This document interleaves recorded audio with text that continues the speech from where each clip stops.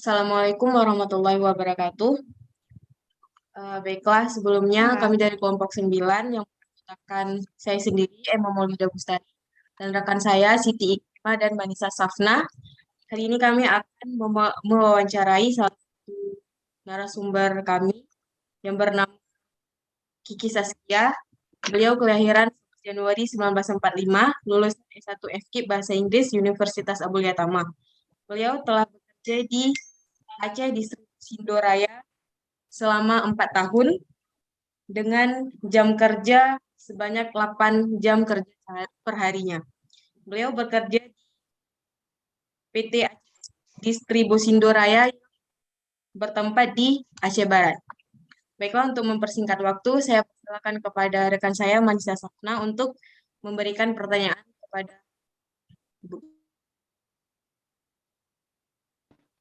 baik, terima kasih Emma Maulida. Eh, Gimana nih Kak? Kami mau nanya, bagaimana awal mula Kakak itu bisa diterima di perusahaan tersebut? Adakah prosedur yang Kakak lalui untuk keterima di perusahaan tersebut? Tentu ada. Jadi gini ceritanya, waktu itu kakak kan baru tamat kuliah tuh, sembari nunggu ijazahnya keluar, jadi kebetulan ada loker gitu. Jadi kebetulan lokernya tuh bisa dikirim lamaran kerjanya via email. Jadi kakak langsung email aja gitu kan, nafsi-nafsi lah, coba-coba gitu. Karena masih baru juga, masih fresh graduate. Jadi kebetulan mungkin memenuhi syarat ya dari lamaran dari CV-nya. Jadi kakak dipanggil untuk mengikuti ujian tulis gitu di Banda Aceh. Jadi setelah mengikuti ujian tulis, kami berlanjut lagi ke interview bersama HRD. Nah, setelah itu nilainya direkap semua, keesokan harinya dipanggil lagi kandidat-kandidat yang sudah lulus gitu. Jadi kebetulan kakak lulus dan diinterview lagi sama kepala PT-nya. Udah sekian segitu aja, habis itu alhamdulillah dari semuanya kakak yang keterima. Gitu prosedurnya, jadi tes tulis dulu, interview 2 kali sama HRD dan sama kepala PT-nya. Baik, jadi ada eh, prosedur yang dilalui ya, Kak ya. Lalu menurut Kakak itu apa aja yang jadi pertimbangan pihak perusahaan ketika mewawancarai Kakak itu sehingga Kakak itu bisa keterima di perusahaan tersebut?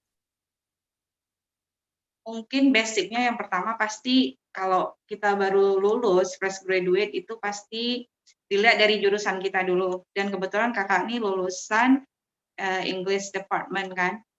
Jadi masih nyambung dengan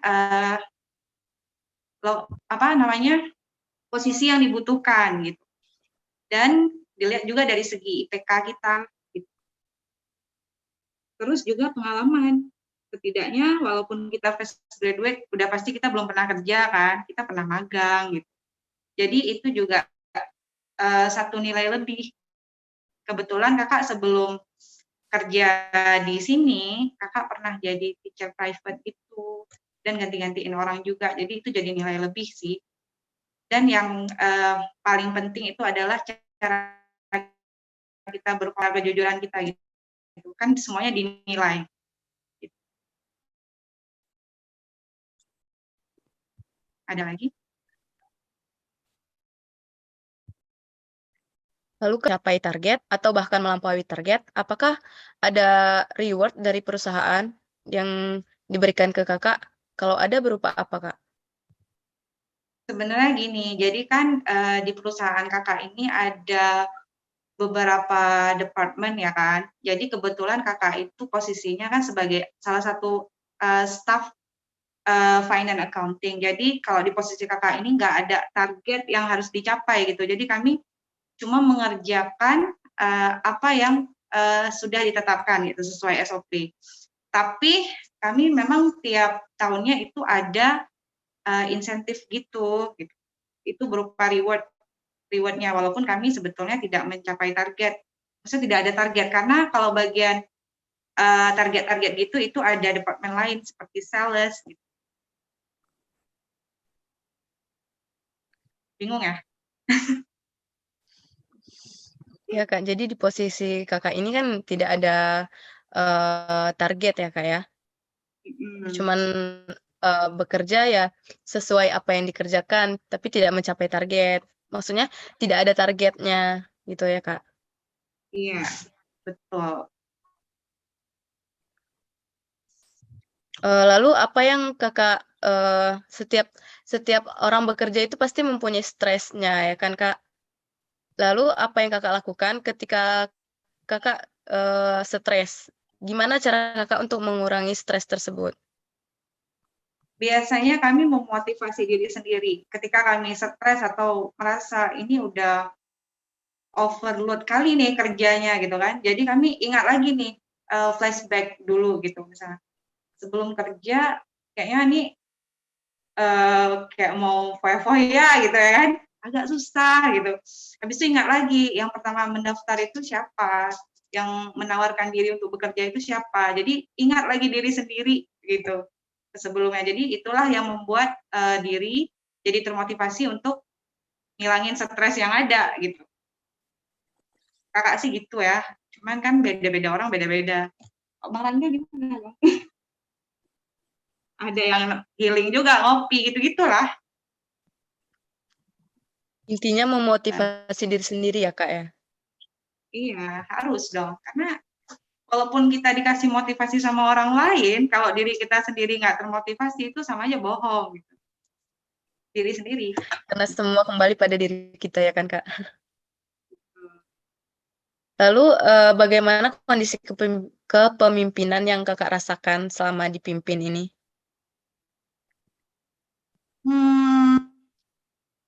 Gimana ya? Campur aduk ya. Selama dipimpin kan ya, maksudnya kakak bekerja di bawah orang gitu ya kan. Ya, gimana ya? Merasa tertekan kah Kak atau gimana gitu? Udah pasti. Yang namanya kita bekerja, apalagi kan pasti semua tempat kerja itu ada pressure-nya, tekanannya kan. Ya, gimana ya? Ya sabar-sabarlah kita gitu kan. Gitu, pasti ada. Semua kerjaan ada. Ada lagi?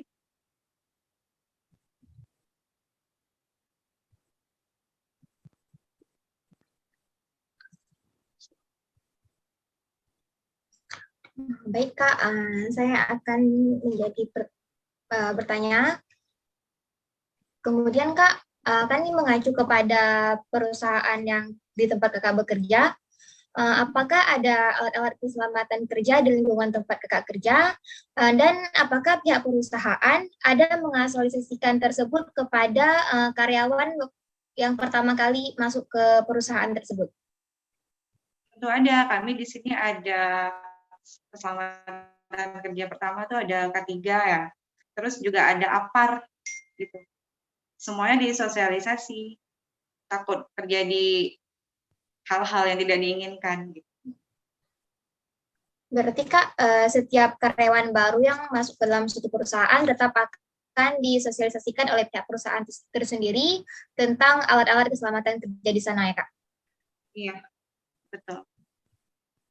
Kemudian pertanyaan selanjutnya, bagaimana menurut Kakak kepemimpinan atau leadership di tempat perusahaan Kakak bekerja yang dapat memberikan Kakak motivasi kerja kepada karyawannya tersendiri? Motivasi yang diberikan oleh seorang leader kepada para karyawannya. Tepatnya.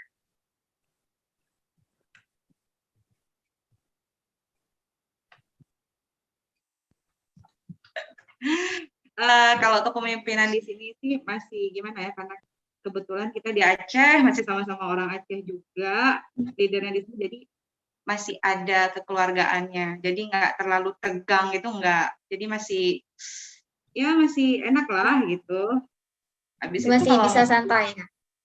Iya, saya masih bisa mengerti lah, karena kita sesuku nih, insya Allah, walaupun yang punyanya ini kan bukan orang Aceh gitu. Nah, kalau dari segi motivasi, lebih ke ini sih, ke pengalaman hidup gitu. Itulah tuh paling diingatin lagi, misalnya kayak kita tuh harus banyak bersyukur, banyak orang di luar sana tuh yang jobless, jadi jangan banyak ngeluh gitu-gitulah. Kak. Oke, pertanyaan selanjutnya. Apakah kakak merasa puas bekerja di tempat kakak bekerja sekarang? Dan kalau kakak puas, kenapa kakak puas di tempat kakak bekerja sekarang? Kalau dibilang puas, puas. Kenapa puas? Karena gini ya sebenarnya, bisa keterima di perusahaan ini tuh kebanggaan juga ya, karena kan bayangin kalau misalnya kita jobless itu, aduh, gimana gitu ya kan. Terus juga perusahaan ini nggak semua orang kan bisa masuk gitu, agak susah. Jadi ya bangga aja gitu. Apalagi kalau misalnya dari segi salary dan lain-lain ini lumayan tinggi daripada tempat lain. Jadi puas. Kakak sih puas. Berarti Kak lebih tertekan-tertekannya kita yang udah punya kerjaan, lebih tertekan lagi mereka yang belum punya kerjaan ya Kak? Betul. Nah, jadi pertanyaan selanjutnya, bagaimana budaya di tempat kakak bekerja yang ada di lokasi pekerjaan kakak sendiri, dan apa saja budaya di tempat kerja kakak yang di tempat kakak keterima sekarang? Budaya-budaya kerjanya gimana gitu Kak di sana? Ya, seperti kakak bilang tadi, budaya di sini kan lebih kekeluargaan. Maksudnya budaya gimana nih? Kakak ada bingung sama pertanyaannya, ambigu. Mungkin gini Kak, mungkin budayanya masuk kerjanya, keluar kerjanya, ataupun komunikasi antar kakak para karyawan dengan leadernya. Sistem kerjanya maksudnya. Jadi gini, kami di sini tuh shift-shiftan kerjanya. Jadi ada yang masuk pagi, ada yang masuk siang. Itu ya?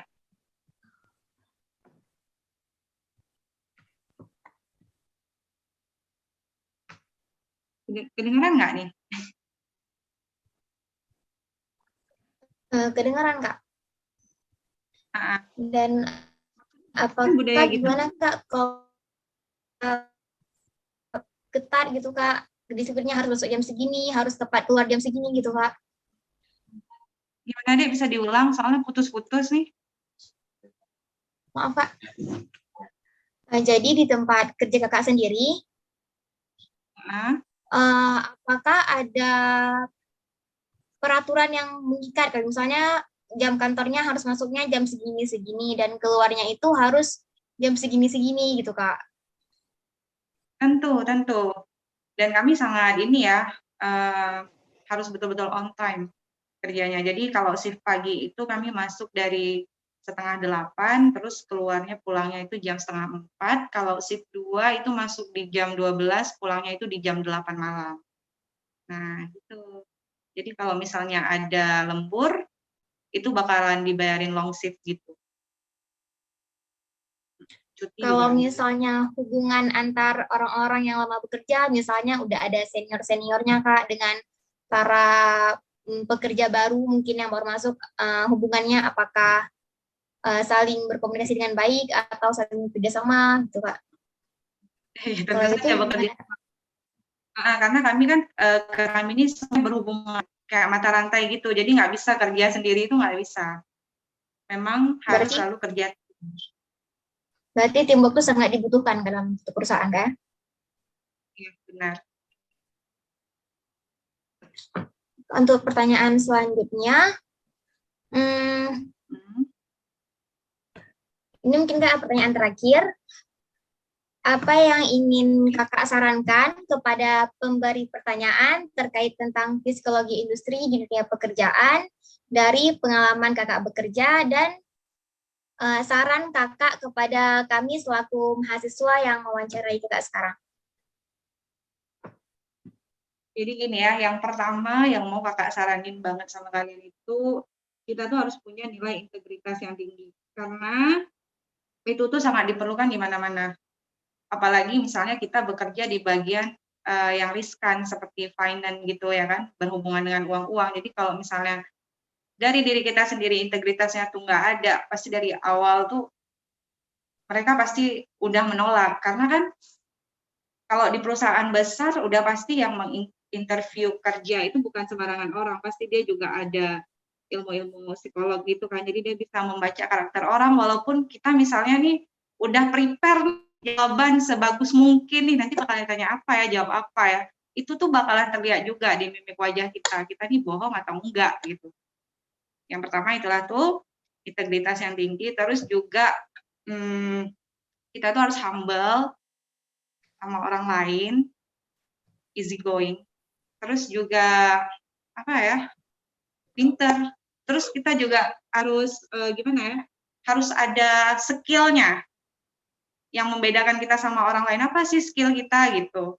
Jadi ini saran buat kalian nih, misalnya nanti mau tamat kuliah, mau ngelamar kerjaan. Biasanya kalau fresh graduate itu agak susah ya, karena orang di mana-mana nyari yang udah punya pengalaman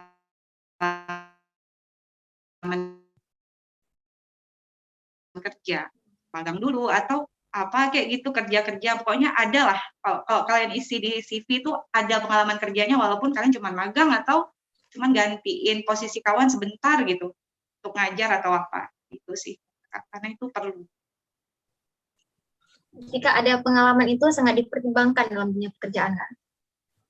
Habis itu juga kalian juga harus cari tahu nih, kalian mau masuk ke perusahaan mana. Misalnya mau masuk ke perusahaan Wings Group ini, kalian harus tahu nih silsilahnya gimana, posisi yang mau kita lamar tuh apa aja. Jadi waktu misalnya nanti di interview kita nggak ngeblank gitu, ini apa nih gitu ya kan. Ada lagi nggak? Itu aja sih dari kakak. Ada lagi nggak Dek yang mau ditanya gitu, tanya aja. Oke, mungkin pertanyaan-pertanyaannya udah bisa. Jadi kami ucapkan terima kasih banyak kepada kakak yang telah meluangkan waktunya di sela-sela pekerjaan yang sangat sibuk. Dan juga saya ucapkan terima kasih kepada rekan-rekan saya yang telah berhadir untuk hari ini. Jadi sekian, saya tutup. Wassalamualaikum warahmatullahi wabarakatuh. Waalaikumsalam warahmatullahi Waalaikumsalam warahmatullahi wabarakatuh.